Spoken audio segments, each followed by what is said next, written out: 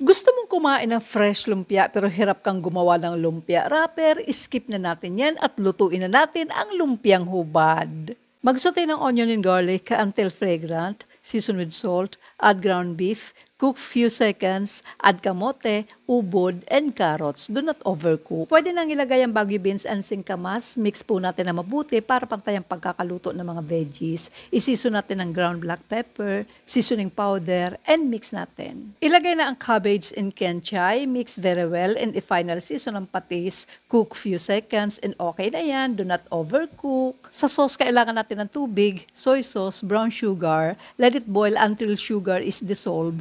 Pwede nang ilagay ang garlic, cook few seconds, and last ang celery. Once thicken, okay na po yan. Luto na yung veggies and sauce. Masarap kainin habang mainit. So ano pang inaantay nyo? Kainan na!